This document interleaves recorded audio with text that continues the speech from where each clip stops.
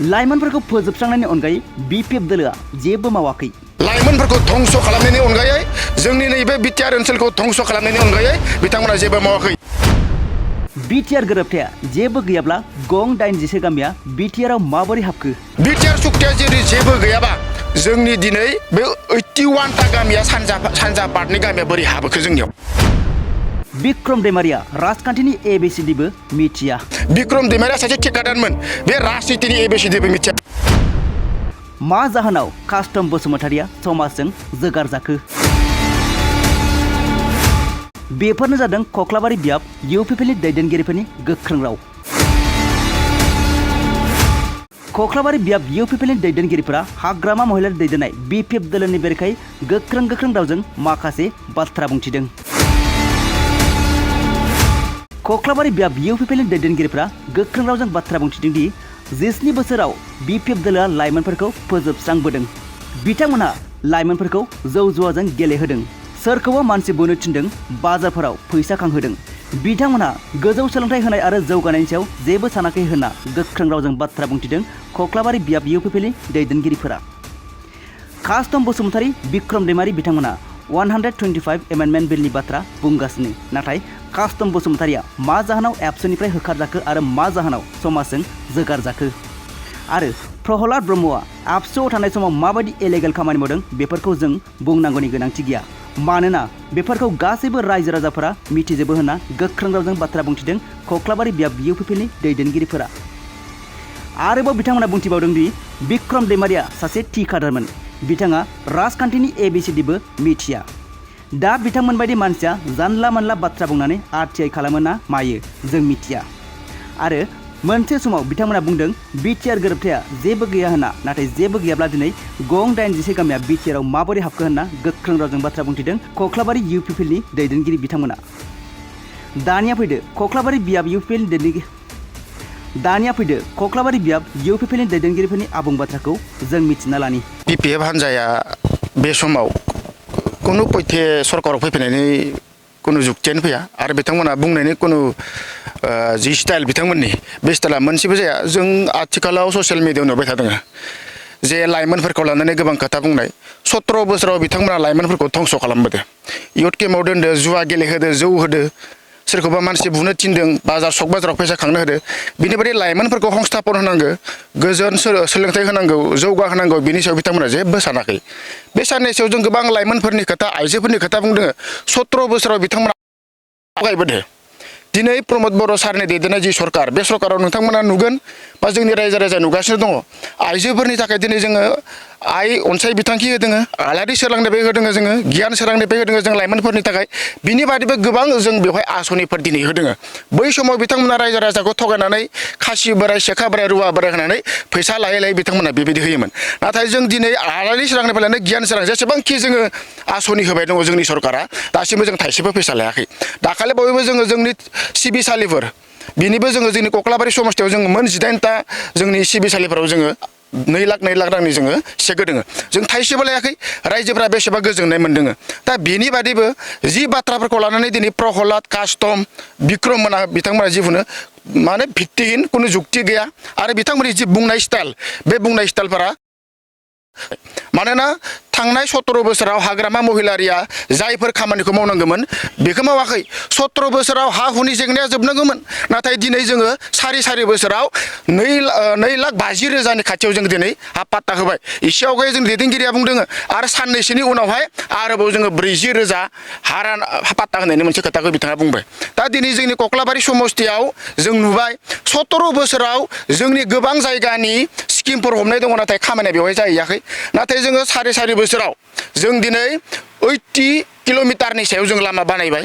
आरोबाव PMGSYआव 46 किल'मिटार जों लामा जानो थांगासिनो दङ। दहाय जोंनि बुंथिगिरिफोरा बुंदों जे जोंनि ओनसोलाव जों जौगानायनि थाखाय गोबां खामानि लाबोगासिनो दङ। आरो दिनै लाइमोनफोरखौ लानानै जोंनि इउपिपिएल सरकारा गोबां सांग्रां। जों दिनै UPSCनिफ्राय लानानै APSCनिफ्राय लानानै मैया दाखालिसिम जों 36 जन आरोबाव APSCआव प्रिलिम्स क्लियार खालामदों। बै समाव बिथांमोना बेखौ साननो रोङाखैमोन बिथांमोना लाइमोनफोरखौ जाम्बा खालामना दोन्दोंमोन दा मा जौ जुवा गेलेनांगौ इयुथ केम्पआव थानांगौ सोरखौबा बुहैनांगौ बेबायदि मोनसे थासारियाव बिथांमोना जोंनि लाइमोनफोरखौ धंस' खालामदोंमोन दिनै जों लाइमोनफोरखौ लानानै जोंनि समाजाव जोङो सुबुं सम्पद दानायनि थाखाय जोङो माखासे आसनि लागासिनो दङ आरो बिथांमोना जोंखौ साख्रि होआखै होनबाय थादों बिथांमोना 2024 मायथाइयावनो जोङो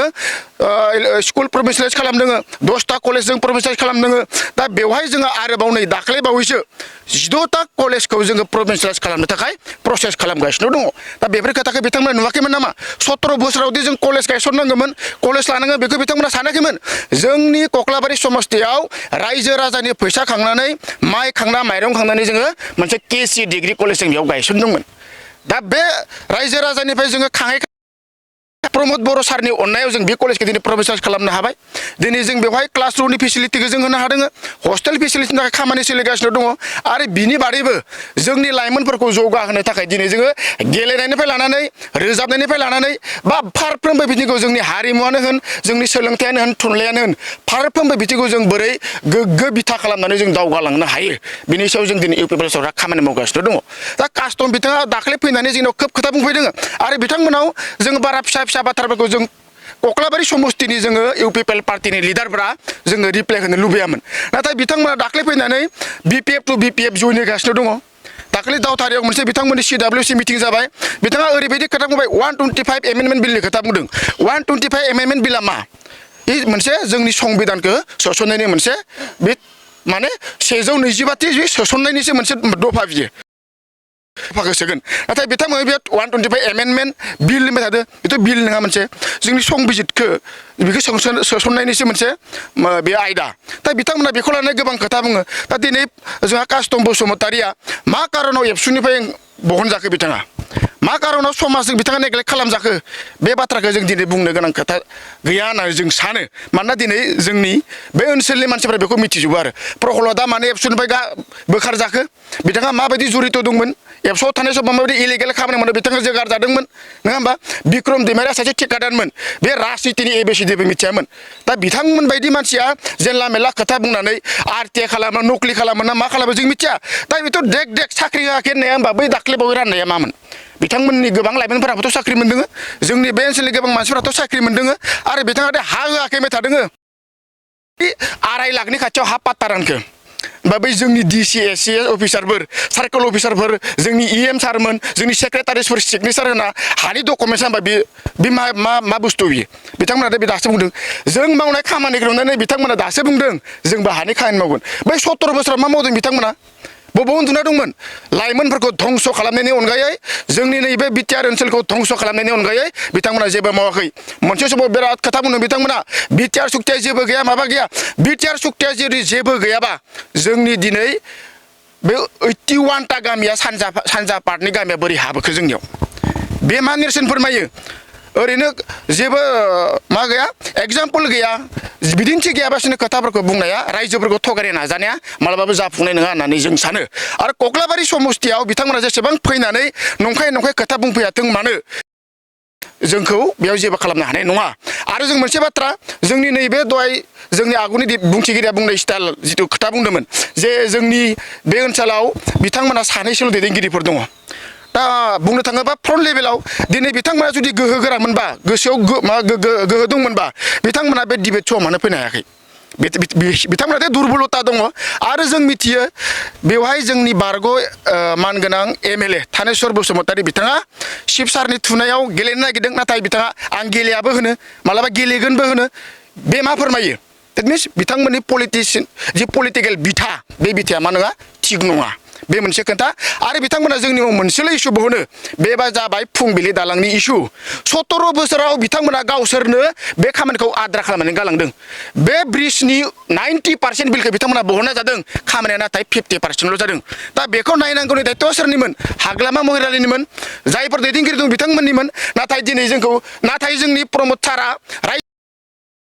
फरायनानै जोङो बे खामानिखौ मावफुंनो थाखाय दाबो थियारि जागासिनो दङ नाथाय बोथोरनि माखासे थिननायाव जोंनि खामानिफोरा जिबायदि स्पिडआव मावनांगौमोन आरो बिथांमोना दे गासै बिलनिनो 90% फैसाखौ बनानै लांबाय 10% फैसाजों बे कनस्ट्राक्सनखौ जाय दा लादों बेदे मावफुंनो थाखाय उसुबिदा जादों थेवब्लाबो जों बिथांखौ बुंनानै खावलायनानै बिथांखौ मावनो होगासिनो दङ दा बेखौ लाना बिथांमोना बुङो फुंबिलि दालाङा नै बिदि बिथांमोना आइटिसिएलआ बुङो नाथाय बे बुंनायनि अर्थआनो मा गुबुनखौ आसि थुनायनि सिगां गावखौ थुना लाग्रोनांगौ बिथांमोना 17 बोसोराव बेल' नङा जोंनियाव गोबां लामा दङ अन्थाइ गारनानै फैसा बहननाय नोंथांमोना जेब्ला थांगोन ओरैहाय जोंनि सोनाब पारजों रेहाबारि बेतबारि ओरैहाय माखासे गारनानै होनाय दङ बिथांमोना आद्रा खालामदों दा बेफोरनि माबाखौ हयथ' जोङो आरटिआइ खालामना नायोबा नुगोन बिल बहनदों अनगयिं दासान्दि जोंनियाव ओरैहाय बर' बाजार लाइनजों मोनसे खामानि सोलिगासिनो दङ बिदि नोंथांमोना नुगोन सिलबारि टु रुपहि खामानि सोलिगासिनो दङ नोंथांमोना नुगोन आरोबाव साननैसोनि उनाव जोङो जालायाव मोनसे ब्रिज गोदान खालामनो थांगासिनो दङ आरो जोंनि सिमलायाव मोनसे ब्रिज गोदान खालामनो थांगासिनो दङ जोंनि फख्रिपारा बरखाग्रा बेवहायबो जों ब्रिजनि खामानि मावनो थाखाय रेडि जागासिनो दङ अर्थात बे अलरेडि अनगयिं जागासिनो दा बेनिखायनो मानगोनां रायजो राजाफोरखौ जों खावलायदों कक्लाबारि समस्तियाव जोङो इउपिपिएल सरकारा नोंथांमोननि जिखिनि अभाब अभियोग बेखौ जों फारि फारि जोङो सुफुंनो थांगासिनो दङ आरो फैबाय थानाय समाव नोंथांमोना जोंखौ जेरै अनदों बेबायदिनो अननानै आरो नोंथांमोनखौ जों सिबिनो हाथों आरो जोंनि दिनैनि जिथु थासारि बे थासारिखौ नायोबा निस्सय समस्तिल' नङा बिटिआरनि गासै समस्तियावनो जों इउपिपिएल सरकारा हारसिंनो देरहानानै सरकार दानो हानाया रोखा जानानै दङ मानोना दिनै प्रमद बर' सारनि जिखिनि एनार्जेटिक स्टाइलाव खामानि मावनाय दिनै नेशनेल लेभेलाव बर'फोरखौ गायसननाय बा बिटिआर ओनसोलखौ गायसननाय दाखालिनि सिएम कापनिफ्राय लानानै दुरान कापनिफ्राय लानानै बा आइएसपिएलनिफ्राय लानानै बा बायदिसिना सोलोंथाइ बिथिङाव जोंनि स्टुडेन्टफोरखौ नासायाव हरनो थाखाय ट्राइ खालामनाय बा बायदि सोलोंथाइ बिथिङाव जौगाहोनो थाखाय जिखिनि खामानि मावदों बेखौ नुनानै दिनै जोंनि ओनसोलनि रायजो राजा आरो जोंनि बिटिआर ओनसोलनि जिखिनि इन्टेलेक्सुवेलफोर बिथांमोना जोबोद गोजोननाय मोनदों आरो निस्सय फैबाय थानाय समाव जोंनि बिटिआरआ नैबे 10टा 6 सिडिउल एरियानि गेजेराव बांसिन गोजौआव थानानै बा भारतआवनो बा बुहुमावनो सिनायजानाय मोनसे रिजन जागोन होननानै आं सानो